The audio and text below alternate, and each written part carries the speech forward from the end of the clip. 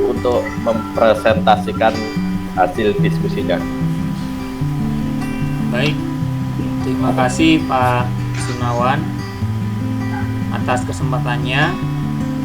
Di sini kami kelompok 1 akan mempresentasikan hasil dari diskusi kami. Di sini saya bertindak sebagai moderator, akan memimpin diskusi pada sesi yang kedua ini kelompok 1. Pertama-tama saya ucapkan salam dulu. Assalamualaikum warahmatullahi wabarakatuh. Waalaikumsalam warahmatullahi wabarakatuh. Yang terhormat Bapak Sunawan selaku fasilitator dan teman-temanku guru CGP Angkatan 3 yang sangat bersemangat sekali. Pertama-tama marilah kita panjatkan puji syukur kehadirat Tuhan Allah Subhanahu wa taala, sebagaimana atas rahmat dan hidayahnya kita dapat berkumpul pada diskusi kali ini dalam keadaan sehat walafiat.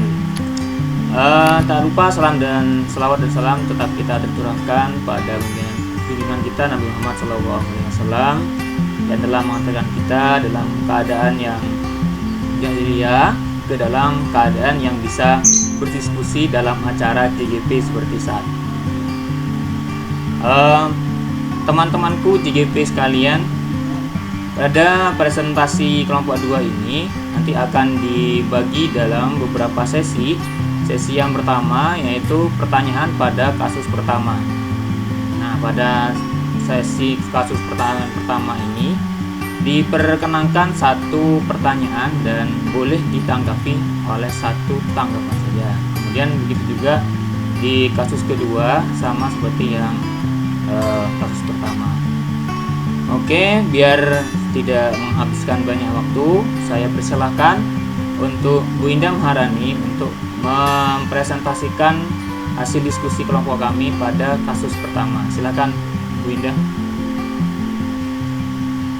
Mohon maaf, ralat untuk kasus saya, kasus pertama saya yang mempresentasikan, Pak. Oh iya, maaf. Silakan Pak Nur Jami, kasus pertama untuk dipresentasikan. Baik, terima kasih Pak Kutsi. Bismillahirrahmanirrahim. Yang terhormat Bapak Sunawan dan rekan-rekan calon guru penggerak, Assalamualaikum warahmatullahi wabarakatuh. Waalaikumsalam warahmatullahi wabarakatuh. Syukur alhamdulillah kita panjatkan kehadirat Allah Subhanahu wa taala karena kita masih dianugerahi kesehatan sehingga dapat bersuah dalam ruang daring pada sore hari ini. Pada kesempatan ini saya akan memaparkan kasus 1 langsung saja, yaitu kasus 1 saya bacakan. Seorang guru matematika dan wali kelas 8, Ibu Santi, sakit sehingga tidak dapat masuk dan mengajar. Akhirnya dicarikan guru pengganti, Ibu Eni. Ibu Eni baru 2 tahun menjadi guru SMP. Beberapa murid perempuan, Vivi dan Natali, mengetahui hal ini dan mulai menggunakan kesempatan dan bersikap seenaknya, tertawa dan tidak mengindahkan kehadiran Ibu Eni. Ibu Eni mencoba mendekati kedua murid perempuan tersebut dan menegur mereka dengan halus. Namun ketiganya tetap berlaku tidak pantas. Mereka tetap tidak mengerjakan tugas dan malah mengobrol. Keesokan harinya, Ibu Santi memanggil Vivi dan Natali serta menanyakan tentang laporan Ibu Eni. Ibu Santi menanyakan apakah mereka bersedia melakukan restitusi. Vivi dan Natali sempat berdebat sedikit, namun pada akhirnya mengatakan akan meminta maaf. Ibu Santi menanggapi bahwa tindakan itu boleh saja dilakukan kalau mereka ingin melakukannya, dan menanyakan kembali apa yang mereka bisa lakukan dengan restitusi. Baik Vivi maupun Natali mengakui bahwa perilaku mereka tidak sesuai dengan keyakinan kelas. Keduanya mengusulkan bagaimana kalau mereka mengadakan sebuah diskusi kelas dengan teman-teman sekelas tentang bagaimana seharusnya sikap mereka dalam menjalankan keyakinan kelas, terutama tentang sikap saling menghormati, serta mengusulkan mengirim email kepada Ibu Eni tentang keputusan mereka tersebut. Mereka pun akan memberitahu Ibu Eni bahwa mereka akan mengusulkan kepada kepala sekolah agar kali waktu ketiadaan guru, agar Ibu Eni yang menggantikan, dan pada kesempatan itu mereka dapat menunjukkan sikap yang lebih santun.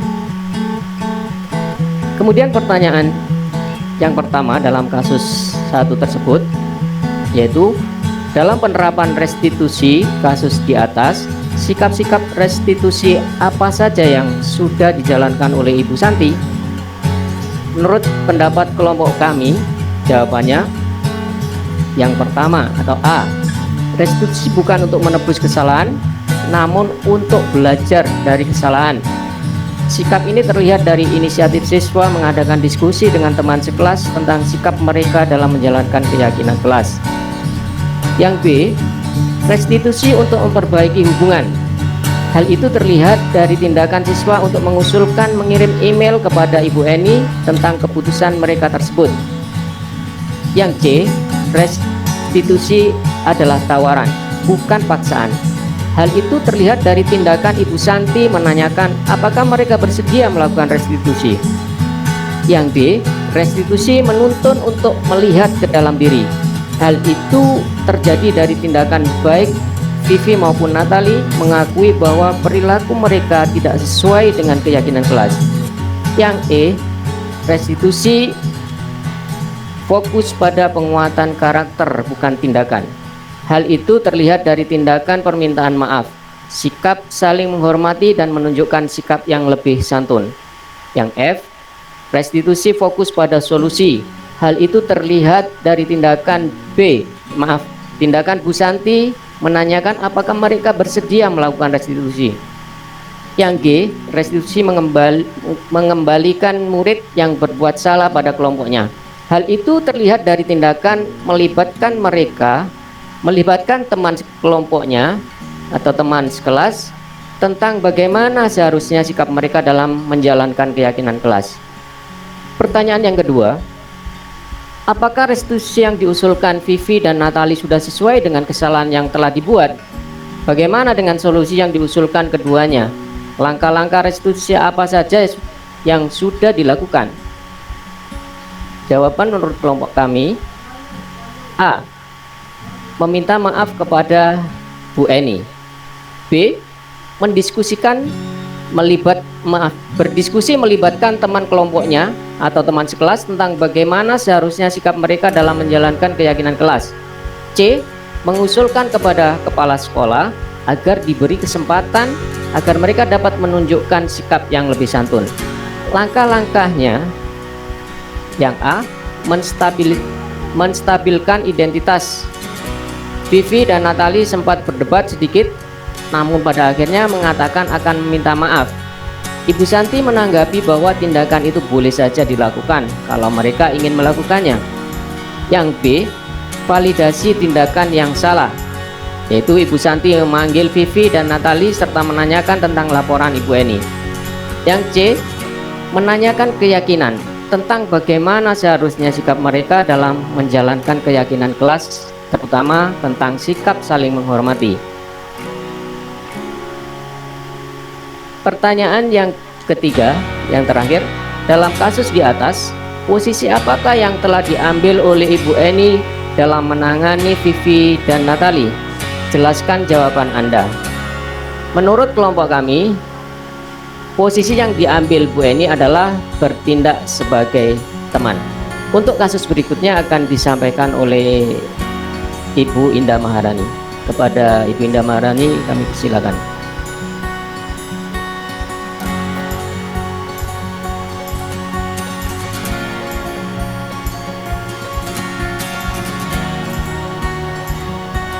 Mohon maaf Pak Nanang ralat.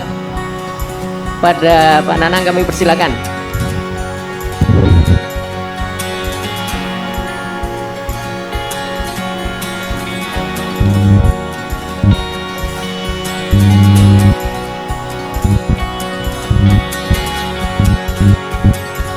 Pak Nanang Wabarakatuh. Oke, silakan. Waalaikumsalam warahmatullahi wabarakatuh. Bismillahirrahmanirrahim. Alhamdulillahirrahmanirrahim.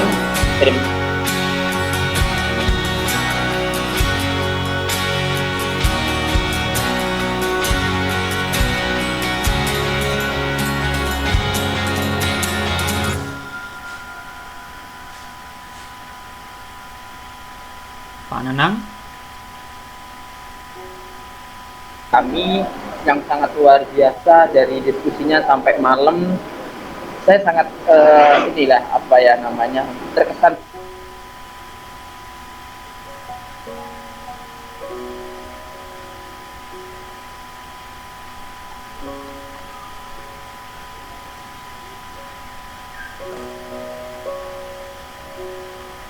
Terburu-buru sampai di sekolah. Dia pun akhirnya sampai di gerbang sekolah, tapi baru menyadari kalau tidak menggunakan sepatu hitam seperti tertera di peraturan sekolah. Di depan pintu kelas, Bapak Lukman memperhatikan sepatu Sabrina yang berwarna putih. Sabrina berusaha menjelaskan bahwa dia terburu-buru dan salah mengenakan sepatu. Pak Lukman menanyakan kepada Sabrina, apa peraturan sekolah tentang seragam dan warna sepatu? Sabrina menjawab sudah mengetahui sepatu harus berwarna hitam, namun terburu-buru dan salah mengenakan sepatu. Selain tidak mungkin untuk kembali pulang karena rumahnya jauh sekali, Pak Lukman tetap bersikeras pada peraturan yang berlaku dan mengatakan, ya sudah, kamu sudah melanggar peraturan sekolah, kamu salah, sudah terlambat, salah pula memakai warna sepatu. Segera buka sepatumu kalau tidak bisa mengenakan warna sepatu sesuai peraturan. Sabrina meminta maaf dan memohon kembali kepada Pak Lukman agar dapat tetap mengenakan sepatunya dan berjanji tidak akan mengulang kesalahannya. Namun Pak Lukman tidak mau tahu. Tidak, kamu telah melanggar peraturan sekolah.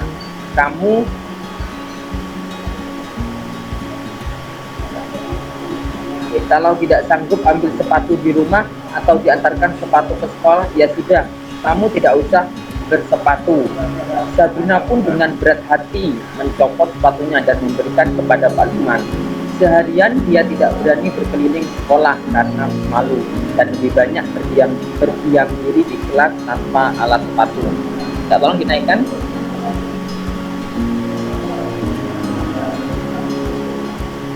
Oke, kita tolong dinaikkan. Kebutuhan di sini ada beberapa pertanyaan. Kebutuhan apa yang dibutuhkan oleh Sabrina? Jawaban dari kelompok kami, kebutuhan dasar yang dibutuhkan oleh Sabrina adalah kebutuhan akan cinta dan kasih sayang, kebutuhan untuk hubungan. Sedangkan yang mencerminkan hal tersebut dapat diketahui bahwa Sabrina tidak mendapatkan perhatian dari orang tuanya yang tidak mengingatkan waktu untuk berangkat ke sekolah sehingga ia terburu-buru dan salah menggunakan sepatu. Selain itu, ketika Sabrina memberikan alasan akan keterlambatannya, namun langsung dibantah atau dipatahkan dan tidak didengar oleh Bapak Lukman. Yang kedua, nilai kebajikan atau keyakinan sekolah apa yang dituju dengan bersepatu warna hitam? Di sini kelompok kami menjawab salah satu peraturan memakai sepatu berwarna hitam, yaitu untuk menghindari adanya kesenjangan sosial atau pamer dengan menggunakan sepatu yang warna-warni yang dipakai oleh siswa-siswi yang ada di sekolah. Yang ketiga, bila Bapak Lukman mengambil posisi sebagai seorang manajer, kira-kira apa yang akan dikatakannya dan bagaimana sikapnya, seperti apa yang akan ditawarkan kepada Sabrina? Kelompok kami menjawab, sikapnya Pak Lukman dengan nada suara yang tulus, bahasa tubuh yang tidak kaku, dekat kepada murid. Dikatakannya, Sabrina, apakah kamu tahu bahwa ke sekolah tidak boleh menggunakan sepatu yang berwarna putih? Sabrina menjawab, ya saya tahu Pak. Pak Lukman kemudian menjawab lagi, ya jadi kamu melanggar keyakinan sekolah ya. Kira-kira bagaimana kamu akan memperbaiki masalah ini? Dan Nabi menjawab, baik Pak, maaf kalau saya tidak bisa pulang karena rumah saya jauh. Saya berjanji besok saya akan datang lebih pagi dan menggunakan sepatu berwarna putih. Pak Lukman kemudian mengatakan, baik, itu bisa dilakukan. Apakah besok akan ada masalah untuk kamu supaya menggunakan sepatu warna hitam ke sekolah? Tidak Pak, saya bisa menggunakan sepatu berwarna hitam ke sekolah. Baik, saya hargai usahamu untuk memperbaiki diri. Saya tawarkan apa yang akan kamu lakukan jika hal itu terjadi. Nah, itu.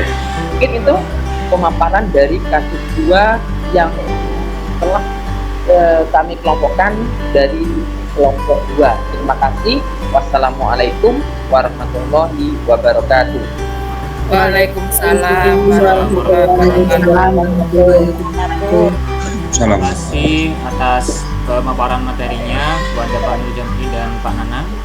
Untuk sesi kedua berikutnya yaitu sesi diskusi pertanyaan dan jawaban. Nah, untuk kelompok 2 silakan untuk mengajukan pertanyaan. Ibu Agustina, silakan Bu Agustina. Ya, terima kasih Bapak Kudsi atas kesempatannya untuk kelompok 2 memberikan pertanyaan. Pertanyaan dari saya adalah dari kasus 1 tadi yang dilakukan Bu Eni yang menggantikan Bu Santi pada Natali, dan siapa satunya? Vivi ya, yaitu Vivi Natali. manakah? Ya, manakah yang termasuk motivasi ekstrinsik dan manakah yang termasuk motivasi intrinsik? Itu saja. Terima kasih. Saya ulangi pertanyaannya Bu Agustina dari kasus pertama, yang manakah yang termasuk motivasi ekstrinsik dan motivasi intrinsik, begitu ya? Ya. Silakan pertanyaan yang kedua dulu.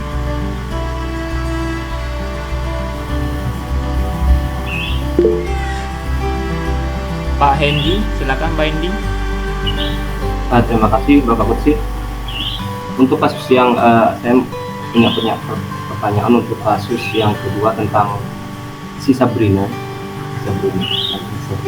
ya, tentang kebutuhan dasar cinta dan kasih sayang.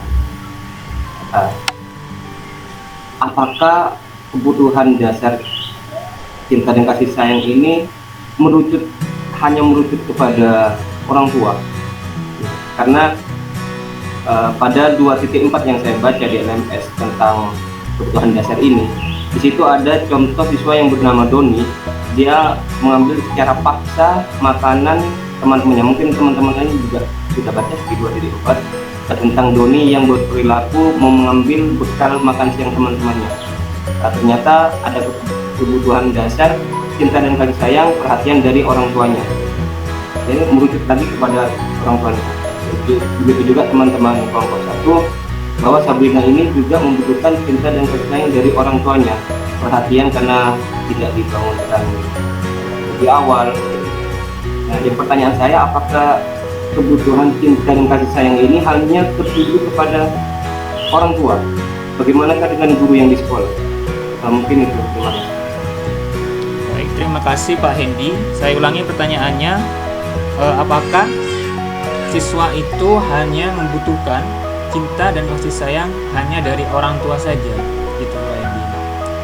Bagaimana peran kita sebagai guru di sekolah? Ya. Silakan teman-teman yang mau menjawab.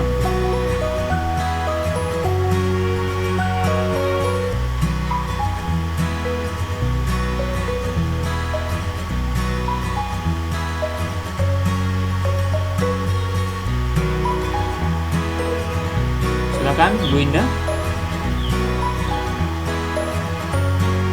Baik, terima kasih. Assalamualaikum warahmatullahi wabarakatuh. Saya akan menjawab pertanyaan yang pertama, yaitu dari kasus 1. Pertanyaan dari Ibu Agustina Indriani tentang manakah yang termasuk motivasi intrinsik dan manakah yang termasuk motivasi ekstrinsik. Seperti itu, nggih. Menurut kelompok 1 yang dari, izinkan share screen, nggih.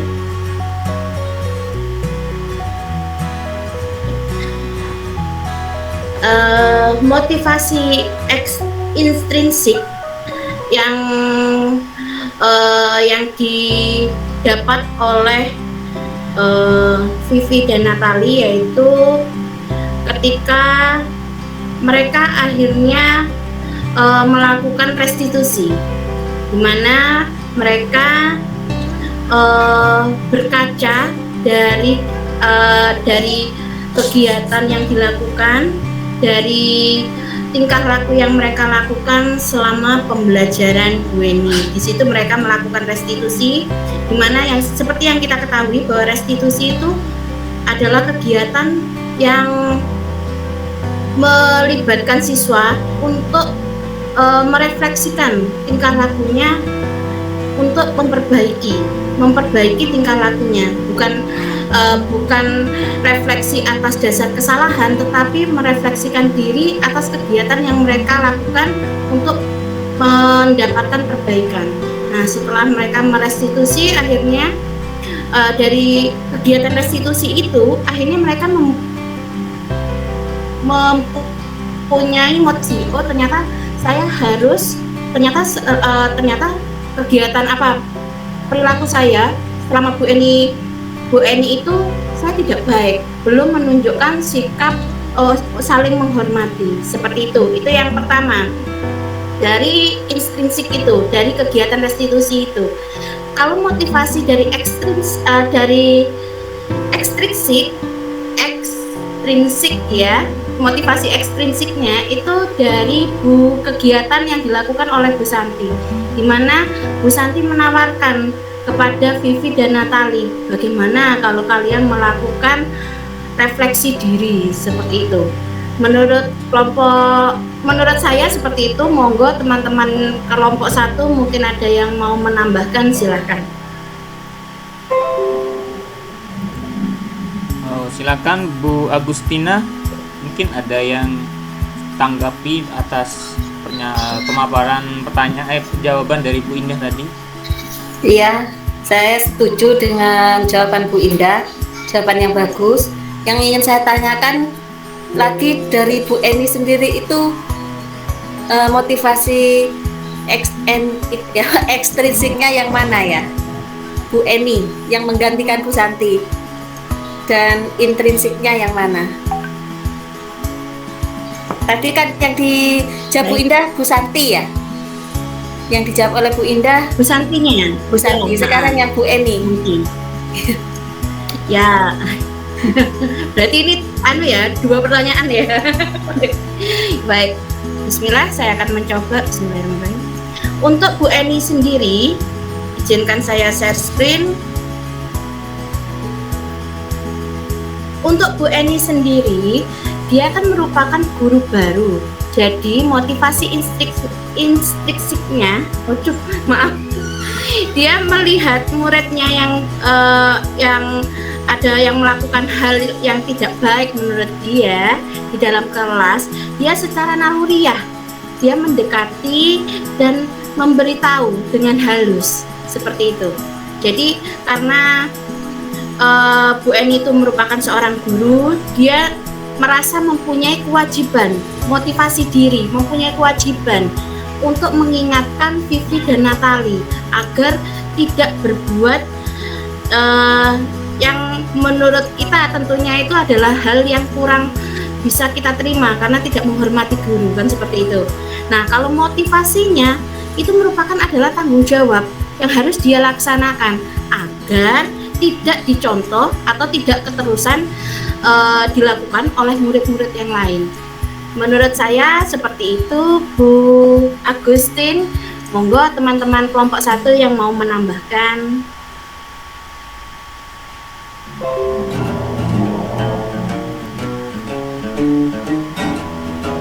Seperti itu. Mungkin ada lagi. Oke. Mungkin teman-teman ada yang mau menambahkan jawaban dari Bu Indah. Bagus sekali sudah jawabannya Bu Indah. Terima kasih Bu Tuti. Itu ya Bu Agustina ya. Iya, sudah bagus, cukup. Untuk pertanyaan yang kedua, saya ulang lagi pertanyaan yang kedua, mungkin lupa. Mengenai kebutuhan dasar cinta dan kasih sayang. Kebutuhan dasar cinta dan kasih sayang itu hanya diberikan oleh orang tua. Bagaimana peran guru dan siswa yang ada di sekolah? Silakan dari teman-teman yang mau menjawab. Bu Iya, Tutik, saya Pak Putri. silakan Bu Tutik. Terima kasih. Iya, terima kasih atas kesempatannya. Iya Pak Hendy, itu kan berdasarkan konteks masalahnya ya. Yang Doni itu juga terjadi di sekolah. Dia membuat kekacauannya di sekolah karena ada masalah di rumah, kurang kasih sayang. Terus yang kedua juga konteksnya juga ini sepatunya salah karena memang ada masalah karena orang tuanya itu tidak mengingatkan, sehingga dia itu terburu-buru tidak mengingatkan sehingga salah. Jadi kami menyimpulkan itu masalahnya dengan orang tua. Pada dasarnya kasih sayang itu juga tidak hanya pada orang tua.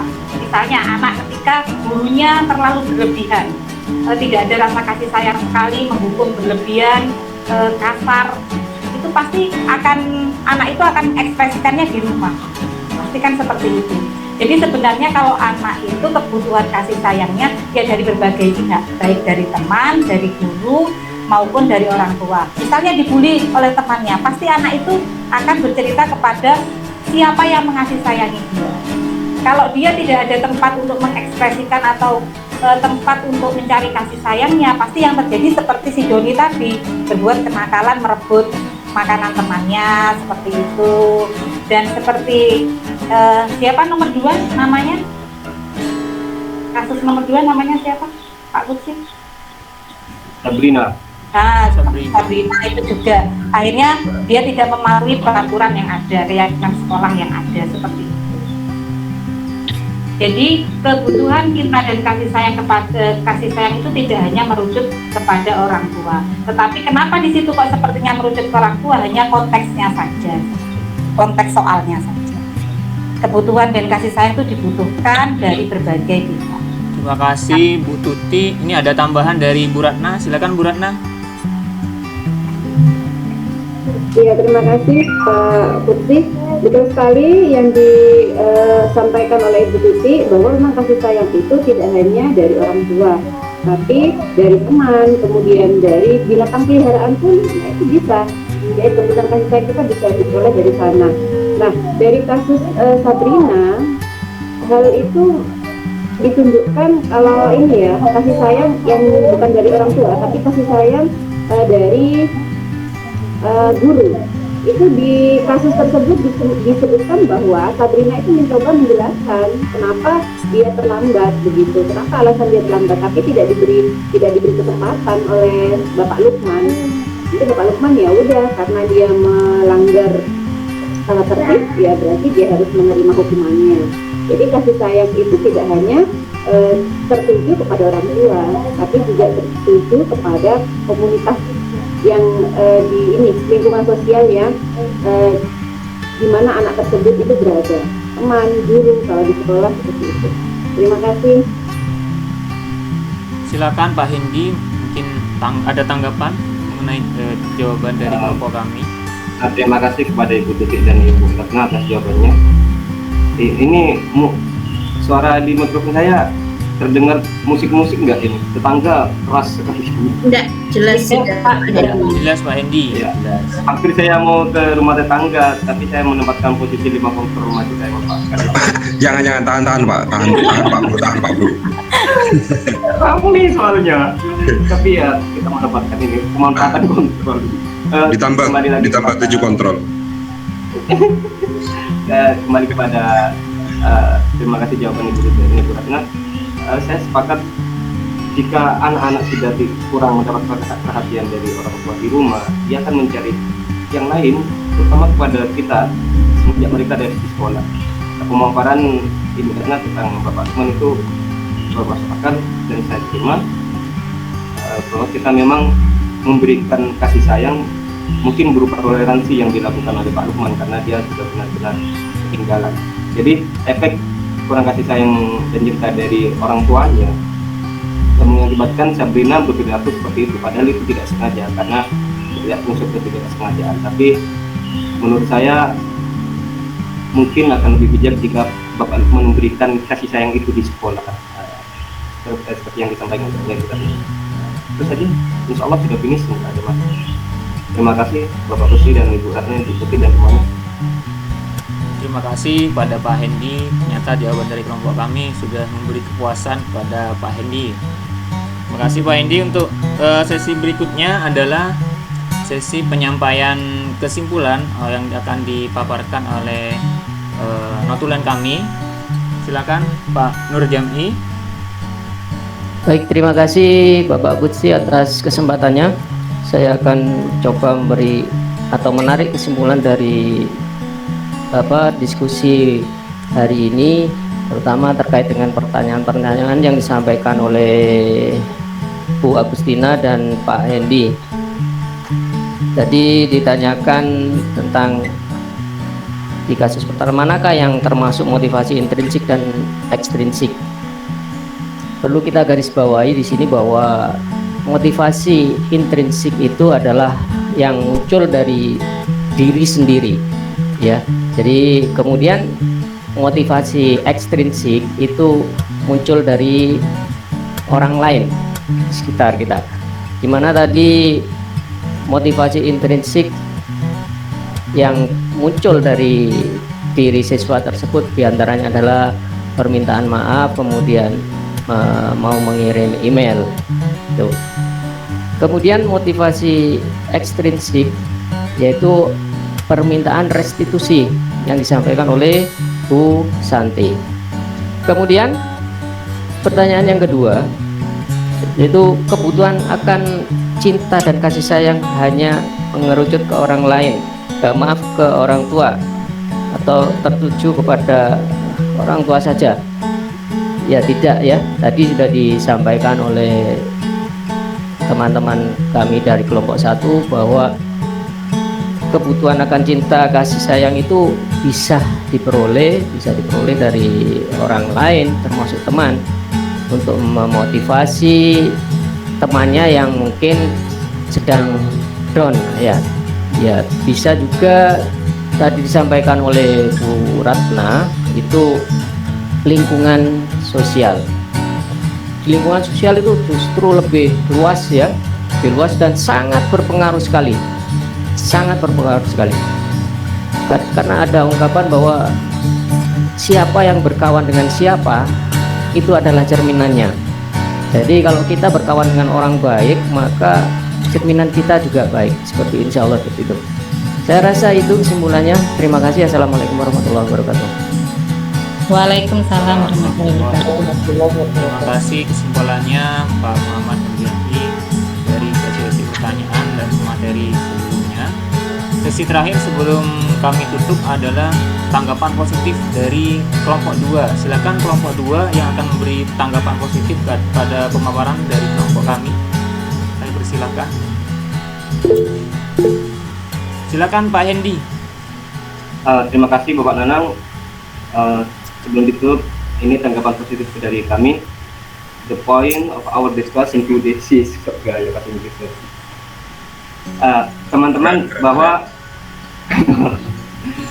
kelompok 1 sangat jelas pemaparannya, pembagian antara kasus 3 dan kasus 4 dibagi secara matang, jawaban-jawaban juga bagus, sesuai tidak ada permasalahan bagi saya pribadi dan juga teman-teman tentang apa yang disampaikan teman-teman kelompok 1 itu sangat bagus.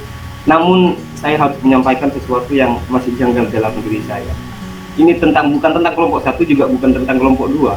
Ini tentang LMS. Ini tentang LMS ya.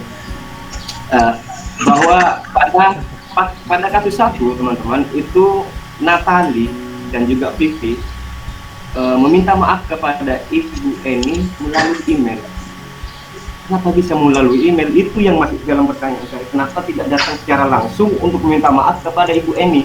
Itu karakternya bisa lebih dapat. Mungkin nanti LMS ini akan dirubah tesnya nanti. Meminta langsung datang ke Ibu Eni. Itu mungkin seperti itu nantinya. Pandemi Pak. Digadang-gadang karakter yang akan kita bentuk. Tapi mohon maaf melalui email ya. Itulah nggak tahu lah, semoga ada perbaikan. Mungkin hanya itu Pak Gusti. Terima kasih banyak. Assalamualaikum. Waalaikumsalam warahmatullahi wabarakatuh. Terima kasih Pak Hendy atas tanggapan positifnya terhadap kelompok kami dan LMS ya. Kita mulai gimmick. Sebelum kami tutup pada pertemuan kali ini kita ucapkan alhamdulillah bersama-sama. Alhamdulillah. Rabbil alamin. Saya tutup diskusi yang pada hari ini kelompok 1. Assalamualaikum warahmatullahi wabarakatuh. Waalaikumsalam Warahmatullahi wabarakatuh. Kelompok 1 yang berangkat.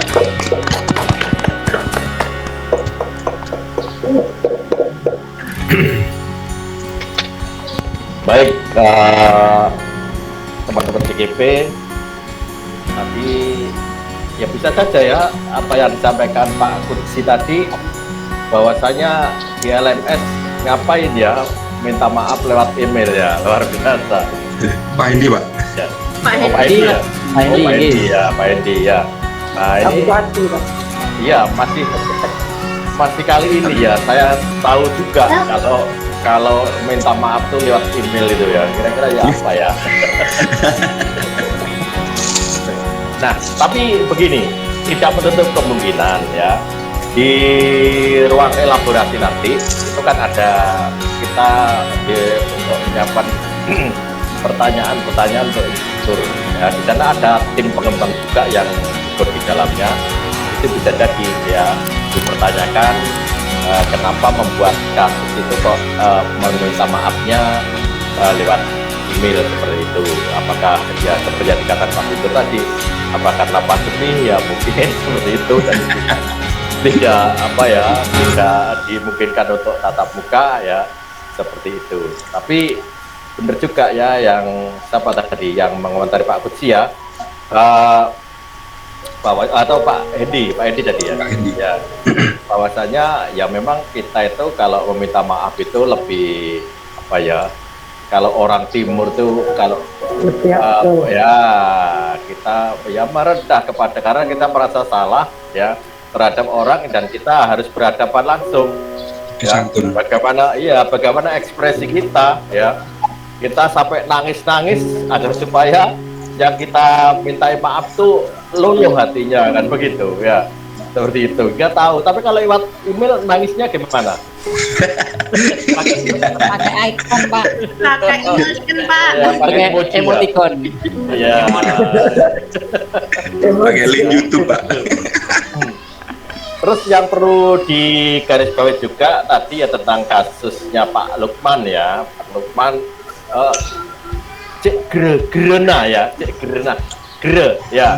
aku ya guru killer Pak ya tidak bisa fleksibel terhadap Sabrina yang sudah mau minta maaf, tidak akan diulangi, kalau mau pulang ya jauh rumahnya, tapi Pak Lukman bersikukuh kamu melanggar aturan ya, harus tetap buka sepatunya ya sampai habis pelajaran, nanti buka sepatunya seperti itu. Nah, ini hal-hal yang menjadi pembelajaran bagi kita ya, bahwasanya bagaimana kita menempatkan sebagai seorang guru ya terhadap murid ya. Ya kalau guru yang jelas guru itu kan sebagai orang tua kedua ya setelah orang tuanya di mereka masing-masing seperti itu. Baik, saya kira itu beberapa hal yang perlu saya sampaikan. Kemudian